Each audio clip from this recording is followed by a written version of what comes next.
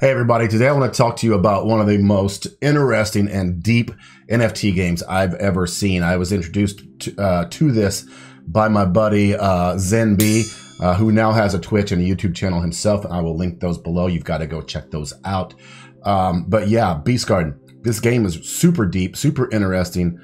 You get passive staking, so many things. Let's just get started. Let's just get started.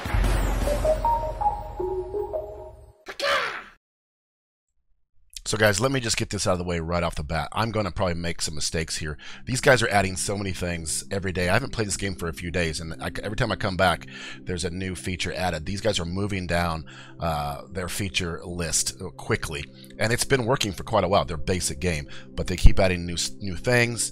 They got a little music player now. And so I'm not going to cover everything. I'm going to cover the purpose of this video is to show you a project that I think has a lot of potential. The game is deep and fun, which is different from so many others, and to try to hit the highlights of the features. When I say this game's got a lot of things going on and it's kind of deep, I mean it, and I'll show you in a minute some of those things, but I'll probably get some things wrong, so don't crucify me, Beast Garden fans, if I get some stuff wrong. I'm just trying to direct people to the game because I think this is pretty good, and I think my audience will appreciate it. So first of all, go to the Beast Garden website. I'll put the link up, and I want to check. You should check out the white paper. My stupid phone is messing up my. Anyway, if you're a white paper person, you should definitely check this white paper out. It has all their stuff that they're doing. One of the things you can find, where is it? There's a project flow here. Yeah, right under introduction. This is here's their project flow, which is very intense and very cool. This will show you what they're looking to do eventually. This is not where they're at right now, but they're definitely close. Right now, you can buy beasts and you can buy springs, and springs and beasts will make you BG water. The springs just came out, and there's Atomic Hub's marketplace has a bunch of stuff, but you don't have to just buy these.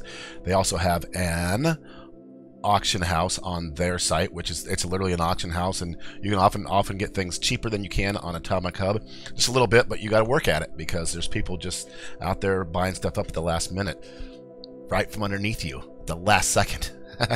And so yeah, this is kind of cool. So their flow, you get springs, which give you BG water, which lets you grow plants. You can grow new plants. This is all stuff in the future. They haven't gotten this yet. There's gonna be something with weather. So weather's a yes or a no. You're gonna be able to grow new plants, grow new feed fruit to so feed fruit, evolve your beasts. With the beasts, you get BG Focus. With the BG Focus, you buy the game. You open rounds up that gets you BG Alpha, which is kind of the token, the very important token that opens up the battle passes and tournaments. Eventually, you'll be able to disenchant. You'll be able to burn up your beasts if you don't want them, and to try to get new things. I think I saw that in here. Disenchanting and crafting, not here yet. You get magic dust you can receive for it. These are all things. These are many things that are not here right now. But right now, what they do have is more than enough to keep you occupied. Like I said at the beginning, one of the great things, my favorite projects are passive staking, passive. You get earning passive tokens. I don't want to call it income. It's not income. This is not financial advice. But you do get, you get tokens passively on this, and that's great. So you just own the assets, you own the springs, and there you go. Let's check out my inventory. I've got a number of beasts, and this is what they're making in BG Focus per hour. This is your BG Focus. This is what you use to pay to play the game. This is the BG Springs, which will be used eventually with plants and fruit and all that stuff that will be fed to your beasts to make them tougher, I guess, and evolve them. And here's the BG Alpha that you win when you win a tournament. So here's the rarity color. I think this is common. This is the attack type, and the background is the defense type. Yeah, so your ability element is your attack, and your defender element is your background color. So you've got the background color and your attack. At first, I thought this game was just a simple rock, paper, scissors type of thing. They have this little deal of how it works. I thought, okay, it's rock, paper, scissors.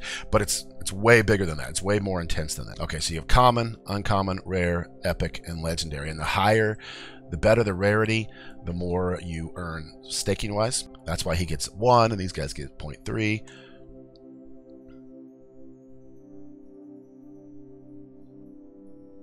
Yeah, so I got a couple decent ones. And so, yeah, this is how they attack, and this is how they defend. But on top of that, they have a number of other stats. So they have the minimum. If they hit, here's the minimum amount of damage they can do. If they hit, here's the maximum amount of damage to do. So picking the right cards is more than just picking the colors and trying to match the colors up.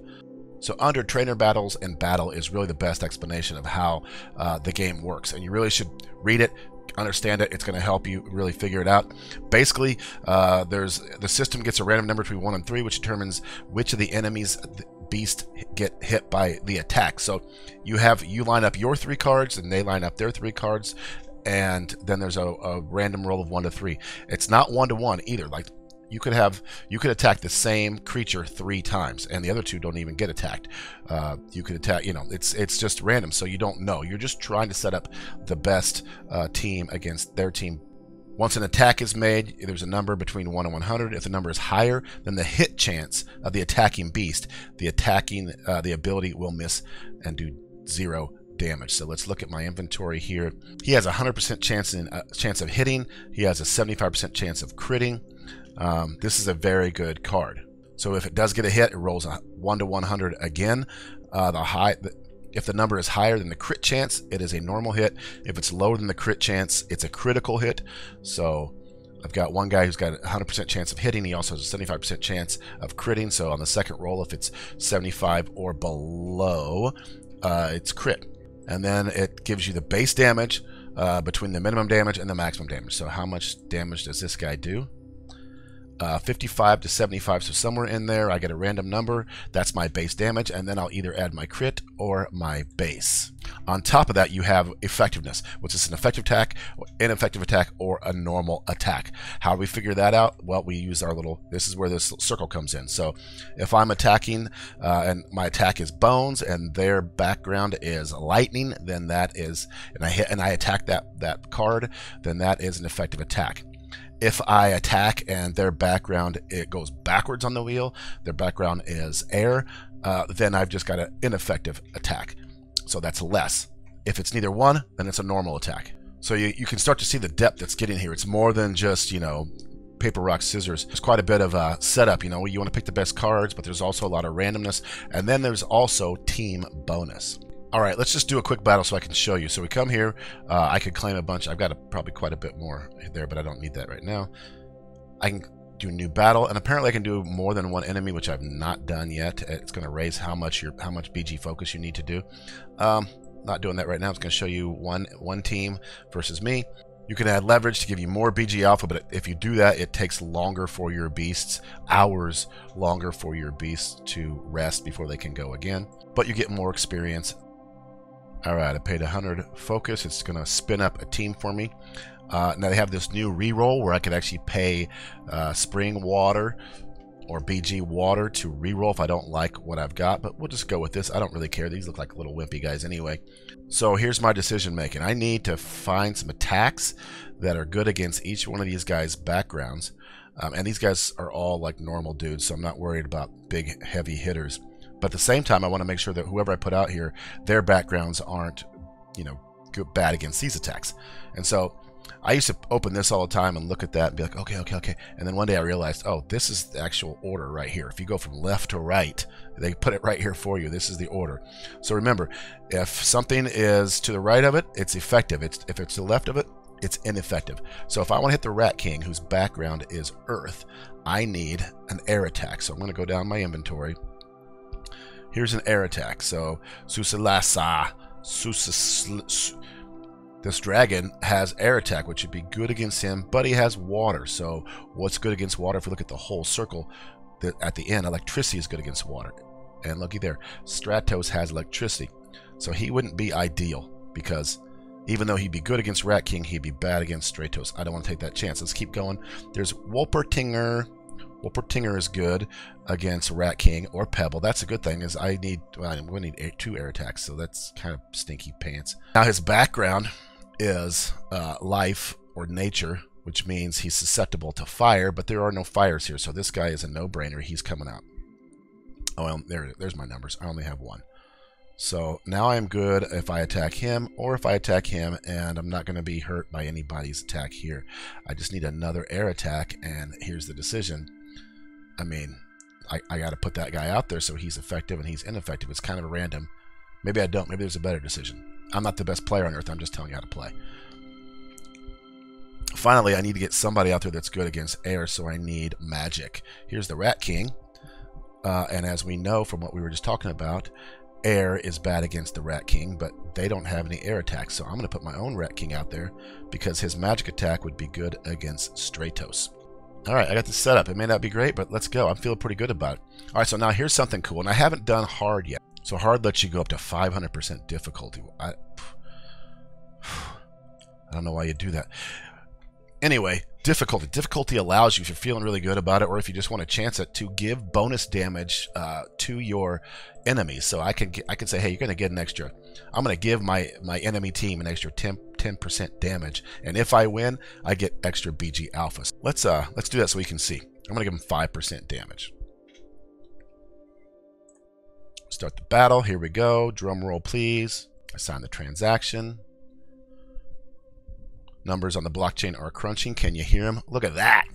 Holy shnikes. All right, let's break this down. So I just won 12.35 alpha. This was my base damage. Now remember what we talked about earlier. Who I have? Oh yeah, so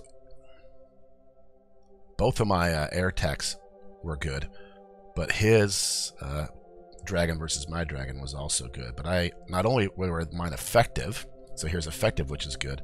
I also got critical strikes, which is good. That's awesome. The difficulty damage over here, you'll notice 5%. So 100, it's the difficulty goes to base damage. So I set it at 5%. So 160 times 8% is 160 times 5% is 8. There's that number. So I gave them an extra 8 points, which, man, I crushed them. Jeez, that was awesome. All right, so let's check out this attack, see if we can figure out what happened here.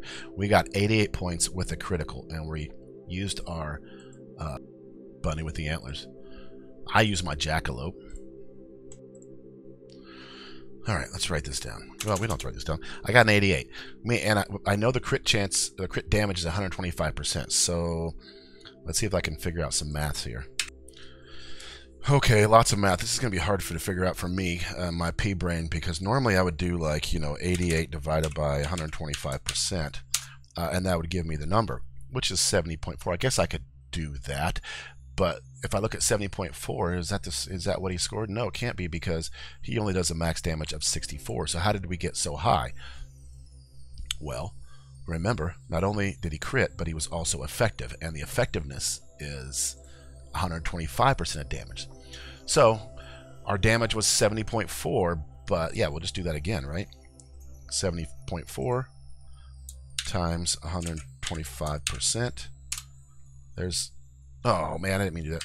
70.4 divided by 125%, 56. So that's what homeboy hit.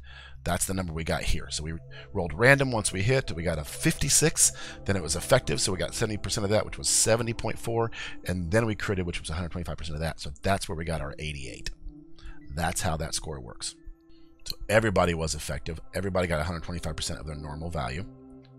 All right, team bonus is very interesting. So this is another factor here.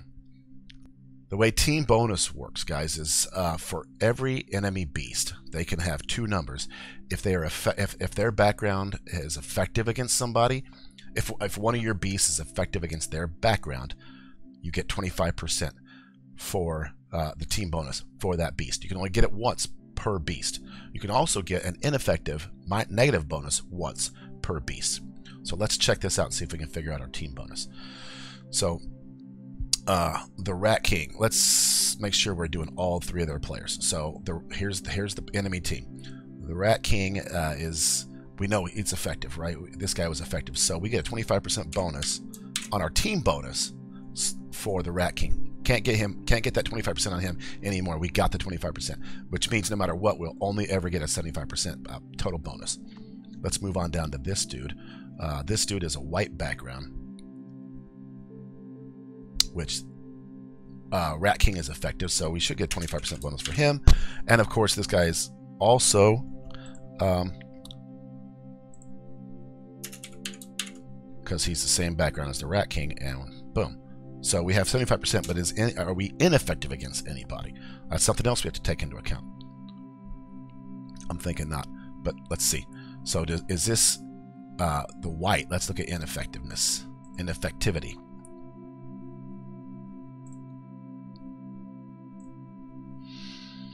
White. Does anybody have a magic background? This is the circle of effectiveness. Anybody have a magic background? Let's check this out. No. So no -5.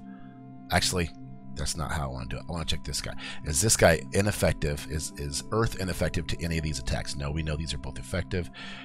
And no. Ineffective to these attacks would be if we had an electricity attack. So if I was here, if I was attacking with anything, then that would be ineffective. I get a -5. So we know that neither one of these two dudes are going to be ineffective because we have nothing that's ineffective. And this guy's a white background, meaning do we have anybody over here on the circle of ineffectiveness? Are we attacking with Earth? No. So I believe it's 75% is our bonus, right? So we should be able to just double check that by saying, by the way, the enemy team gets bonus the same way as you do. And they add the difficulty damage goes onto the base damage. So our team bonus takes on our bonus percentage times base damage. Theirs gets the difficulty damage. Don't forget that. There you go. 193.755 repeating. I don't know if it's repeating. I just want to say that. All right, and so I crushed him. I get my BG Alpha, and boom.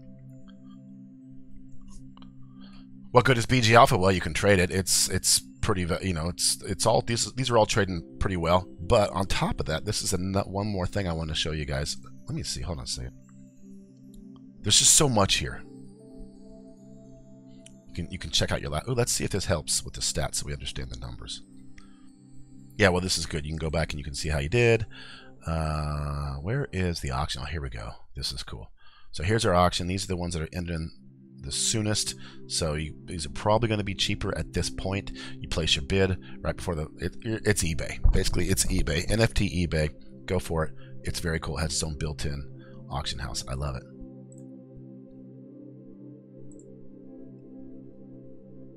Here's the springs, tells you how much spring you're getting. Again, each rarity gives you a little bit more BG water per hour. I'm going to hit claim, watch my numbers go up. It's been a few days, so yeah, kablam. It takes at least 100 BG focus to play a game to get BG Alpha. And you might say to yourself, well, it's kind of a one-for-one thing if you look at the swap values right now, so why would I even do that? Let's check this out. So over here, and you have what's called Battle Pass, where you can get certain level ups with each bit of experience points. So you play, and then you get certain level ups. But to pay for the level ups, you got to pay in BG Alpha, which makes BG Alpha even that much more valuable. So yeah, you can see I'm kind of a level 1 noob, but yeah. So guys, we're in season 1. These cards are all out there. Check these out. There's some that even have like 2 different types of attacks. That's very cool. There's some really, really nice ones out there. And they all seem to be like, I think these must be the evolved ones. I don't know. It looks cool. Oh my gosh, look at Angry Moir. Guys, that's all I need to tell you about this game to hopefully you get you out there and get going. It's really fun. You go out there and buy some cards, get involved in the project. It's really awesome. No one asked me to make this video. I just wanted to tell you thanks to ZenB for turning me on to this, and hopefully you could thank him too by going out and visiting his Twitch and his YouTube. He's got great information. He's always finding the newest stuff. He's found some stuff for terraformers. I'm not even gonna go into it. Go look at his stuff. Guys, you're awesome. I appreciate you. Check out Beast Garden, and thanks for just being here and watching my videos. I really appreciate you guys. 2022 is going to be awesome. Peace.